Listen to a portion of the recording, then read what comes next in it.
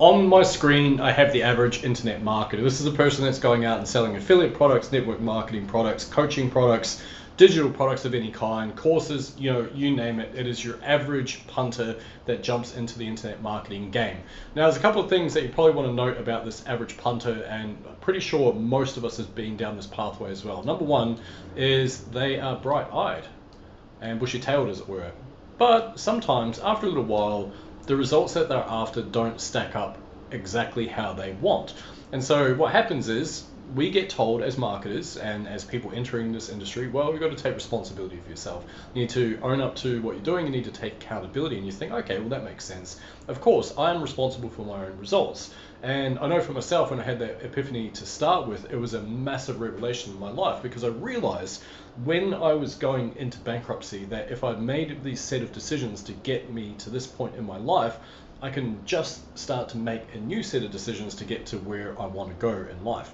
Now, very, very simplistic way of viewing it, of course, but you kind of get the point. Now, so with that being fed to us constantly, like, hey, you got to take responsibility, and, you know, hey, all the course material's there and it does the thing, then we start to do this little cool thing where we kind of internalize it. We start to think, okay, well, the results aren't stacking up the way that I want, but it's all on me. Maybe I'm not working hard enough. Maybe I'm lazy. Maybe I'm like, you know, not paying attention enough. Maybe something else is happening there. So we internalize it, which then tends to cause this cycle of despair. And then what happens is, in spite of the best advice that mentors give you, which is stay the fuck focused. How many times have I fucking well said that? It makes me so angry that I have to say it.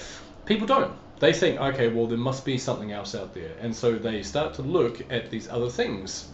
They start to look at these things. I don't know how to draw something shiny, but let's assume that's something that's shiny. It's like a squash spider, actually, but you kind of get the idea. These are meant to be sparkly little glittery things, right? And so people start to see them, they start to look at those things, and they start to think, okay, well, the grass is greener over there. I'm going to go over to that traffic source. Actually, email marketing, turns out it's not dead. I'm going to start an email list. Actually, that didn't work. I'm going to give up and go onto the old TikTok. Actually, that didn't work. I'm going to go back to Snapchat. Actually, that didn't work. I'm going to go back to Facebook. Apparently, it's going through this resurgence. Okay, I'm going to go do the thing, right?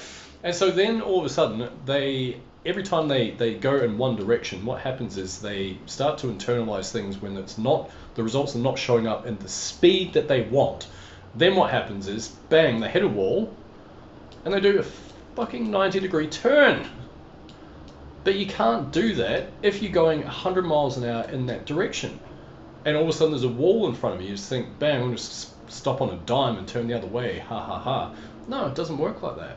And that's why so many people will go around in this spiral, just a circle, endless circle, seeking new mentors, new ways of doing things, and, you know, thinking that they've finally found the light when XYZ has or has not happened the way that they think. And of course, the problem is us marketers, pointing a finger to myself as well here, because what happens is we don't tell you all this, right? We don't go out there and we don't say, hey, you know, this shit is really freaking hard. It is harder than any other pursuit you'll ever do. Now, that's a bold claim. I don't know if that's the truth, but it's pretty damn hard to build an online business, in my opinion. Why? Well, you got trolls, you got haters, you got students who turn against you, you got people that you help that deny that you've ever helped them, you've got all these twists and turns from your own mindset in terms of uplifting your own belief system, from changing your identity, which is going to be the topic of this video realistically. And yeah, it makes it freaking hard, really freaking hard, right? But here's what happens is, us marketers, we don't talk about this stuff. What we do is we talk about, well, my student went out and he made 10K, right?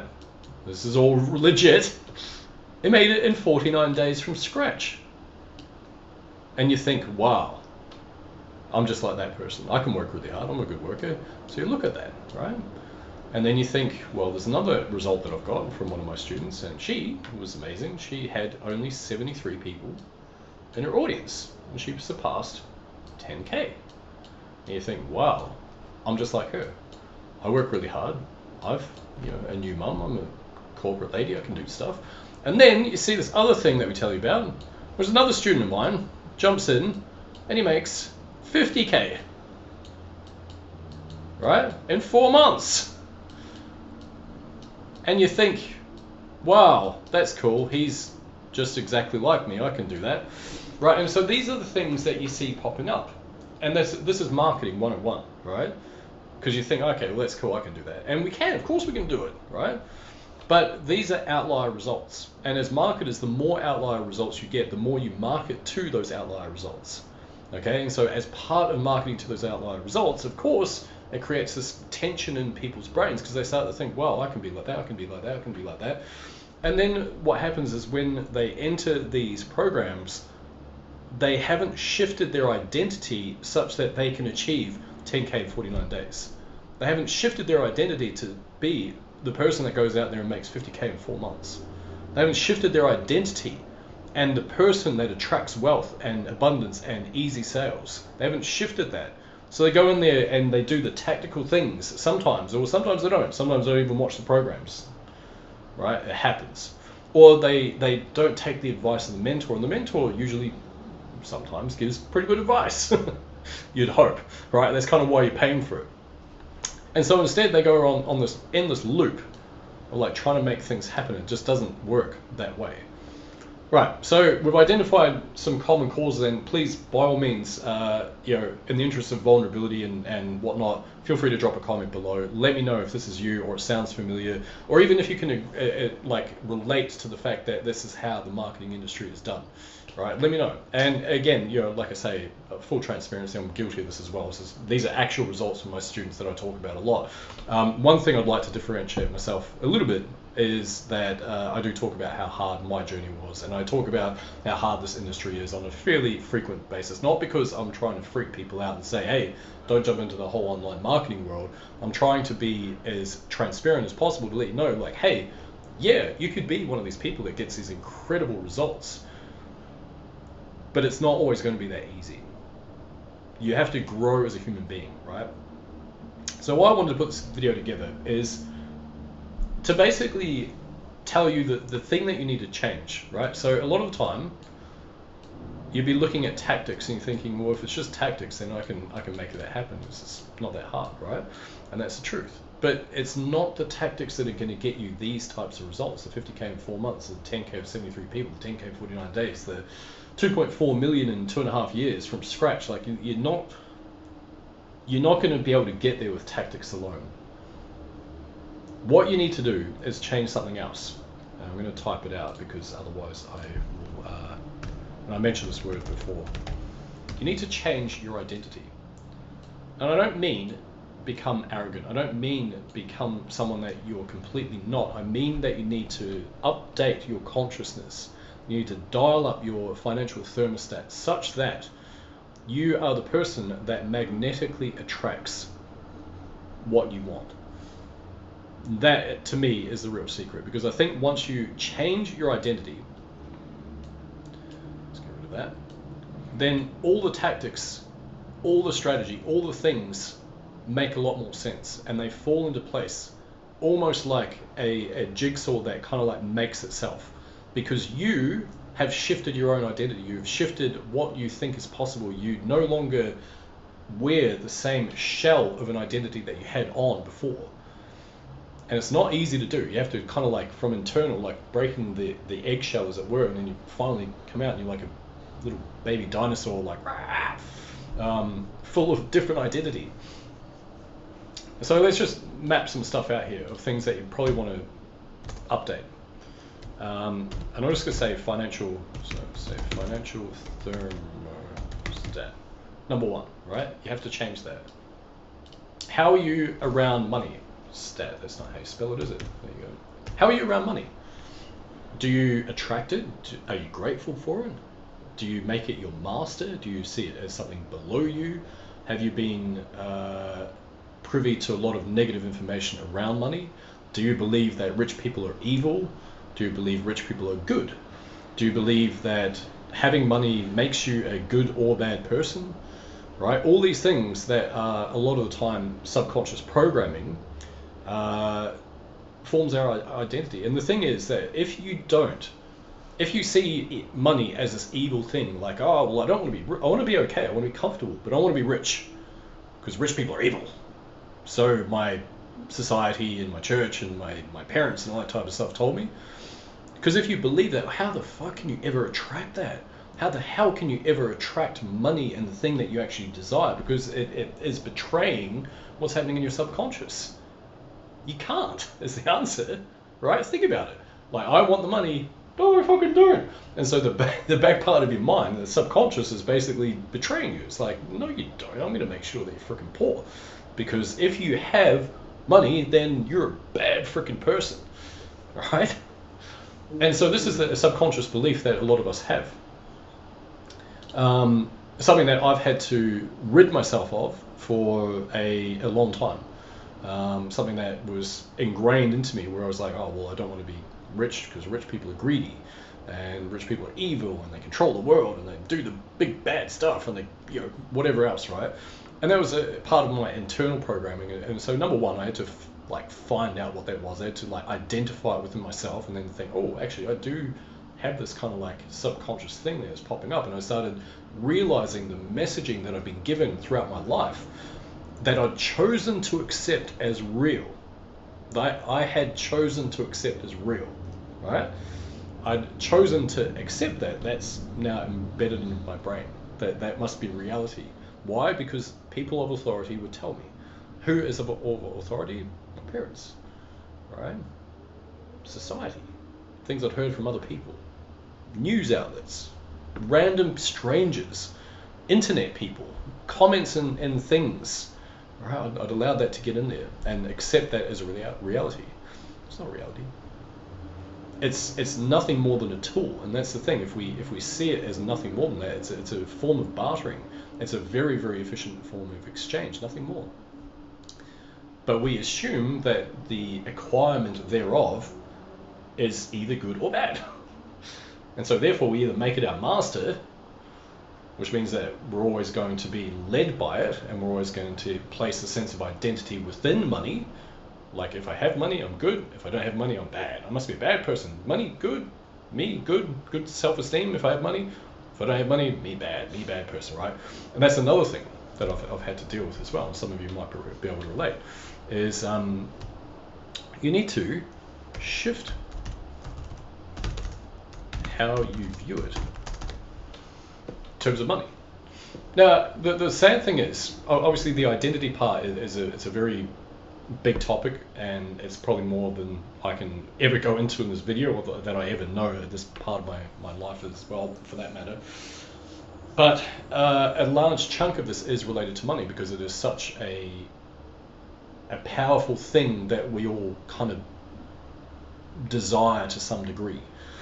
And we have these really funny views on it as a society, generally speaking. So you have to shift how you view it. And I'm not saying that the acquirement of money is the be-all or end-all, but in my opinion, true freedom flows downhill from having money. If you have money, you have choices. Nothing more. Doesn't make you a good person or a bad person. Amplifies who you are. But you have more choices, right? If you have more choices, then you're typically going to feel calmer within yourself. If you're calmer within yourself, you have more to give. It's a strange paradox, because you need to enact upon being the wealthy person before you end up getting to that point yourself. It's a really, really weird paradox, right? Anyway, what's another thing? Shrink that down a bit. Identity shift how you view it. Also, how you view yourself. If you have a negative belief system around yourself, you're not going to attract what you need and what you want out of life. And again, this is something that I've battled with. I really have. Right? I've gone through times where, even recently, where I just did not want to be here. I just did not want to be here. I was planning out how I was going to end it, and I thought, this is probably not that healthy. Not a healthy way to view yourself. And I thought, why do I have such a harsh way of viewing that? Why is it so harsh? Surely it can't be that bad. Yeah, I've made some mistakes, I've done some shitty things, like everyone, right? But I don't think the entity of me is a bad human being in the grand scheme of things. But yet, here I was, prepared to end it all. Why? Because things weren't working the way that I thought. I just thought I was a fucking useless piece of shit. So I was like, well, what's the point of being here? And so you have to go into the depths of your mind, into the shadow self, as it were. You have to work out why it's there. Is it there to protect you? Is it there because you've got some scar tissue left over from when you were younger? Is that still something that you carry with you? Have you been conditioned due to certain relationships that you're in? Certain things that you've seen, certain parts of your life that maybe you're not proud of? How do you view yourself? Do you see yourself as just the big bundle of joy that we were put on this earth to be, or are you like laden with guilt due to religious reasons or whatever it is, right? Or things that you've done, learn how to view yourself in a different light. Because when you are able to change how you perceive yourself, this will then change, typically, your financial thermostat. And it will shift the way that you view money, generally speaking. And I'm not saying self-esteem equals money, but the people with a lot of the time the biggest egos, the biggest sense of self-worth, they will often attract more money because they know their worth. And like I say, I've fallen victim to this many times when I've gone the other way. I'm like, well, I'm not worthy of anything, so I'm just not going to charge anywhere near what I know that I'm worth. Because part of my brain might believe some of the trolls out there.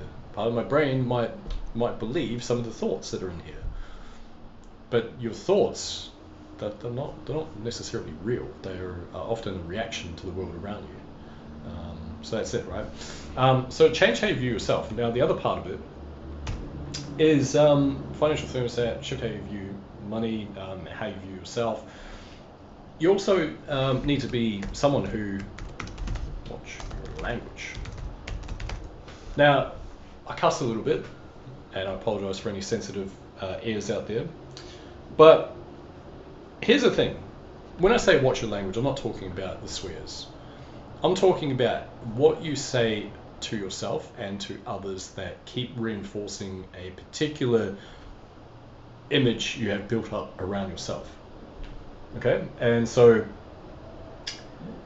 I've become very aware of that. I've had to become very aware of that in my own world because I have had very negative self-talk for a long time, which plays into that other thing I was mentioning as well before, right?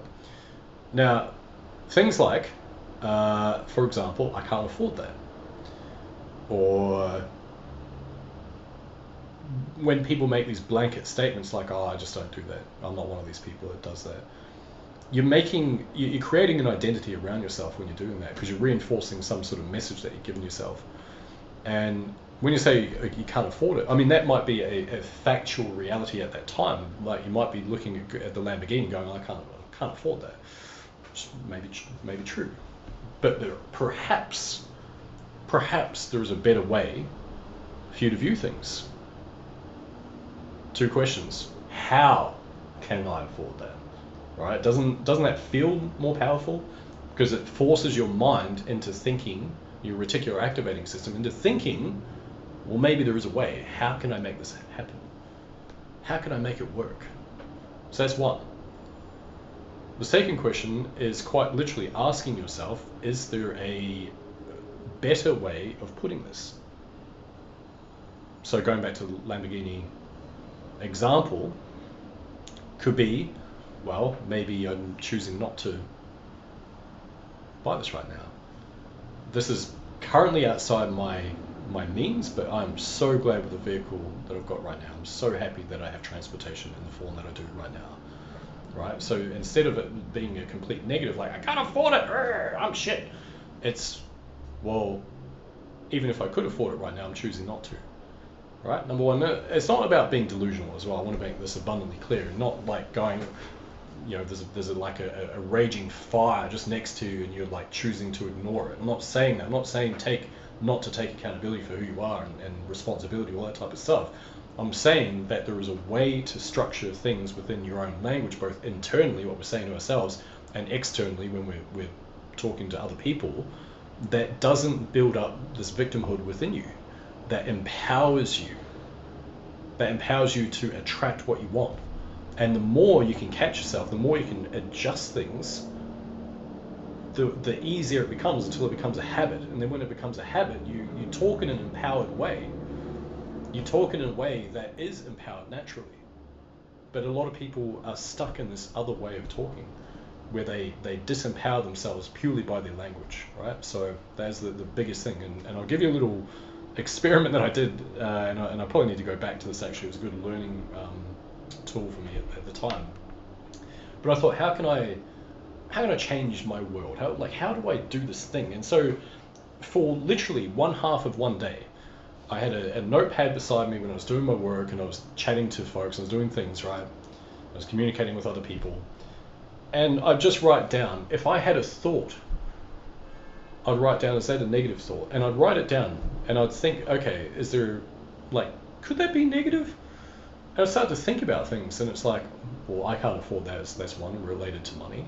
Other things were things where, oh gosh, I wish I had that. Things like that, which is things, these are stuff that a lot of us just say inherently, oh, I wish that was, well, that would be good for some, or I wish it was me. And they're so tiny and nuanced, like you don't even think they're negative, but if you really spend the time thinking about that, if I wish for something, what am I doing? I'm disempowering myself. I'm not saying I'm capable of going out there and getting this fucking thing. I'm not capable of getting it. That is why I wish it would happen, right? And it keeps you in this victim mentality. So go through that experiment, like literally just write down when something negative pops up. When you think it or you articulate it out loud, jot it down. And you'll find, for me, I ended up with a page and a half of stuff, and it was like a few hours of me thinking and talking. I'm like, oh man, I get it now. So much of what I say is so negative. So therefore, if I'm keep enforcing this message to myself over and over and over and over and over again, well, what's going to happen with my results? They're going to echo what I'm telling myself, right? So change your language and watch your world change. Change your language, like literally watch your language. It'll change your life. Another thing, and this is like so freaking simple, but you've got to be grateful. Now this is like echoed out there through all sorts of books and different things and people online and stuff like that, and I get that. And there's gratitude journals that you can go and buy and blah blah blah. But it can be quite simply taking stock of where you are, and instead of looking at aspects of your life that are negative, look at it as part of your journey. And for me, going back to in recent times when I've gone through some pretty dark days and whatnot, even that, me saying that out loud, I'm still mindful of saying that, because then I don't want to be caught in this victim mentality. Like I'm fine, by the way, but it's there. It's been real. Can't deny that. But even in those states, like I'm not delusional. I'm not like sitting there going, oh, it was so good that I had all this negative stuff in my own mind. It's actually different. I'm grateful for the journey that has allowed me to grow to the point where I'm at now. I'm really grateful for that. It could be for you as simple as, well, I've got a roof over my head. And if you don't have a roof over your head, then maybe you're warm, you're alive, you must be watching this on some sort of device, right? Is that something that you like having, right? How did you get that? How did you get the device that you're watching this on?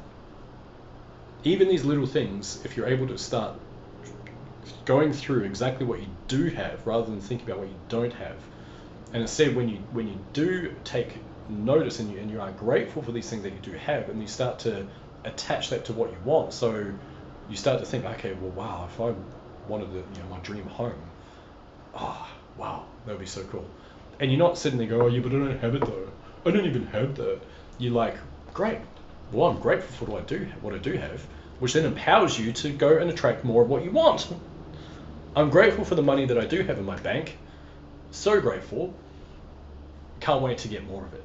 I'm so excited, because you're carrying that energy through, and now it's a congruent line between the energy that you're creating, part of your great gratitude for what you do have, which then creates a straight line towards what you want, because it is love and joy towards what you want.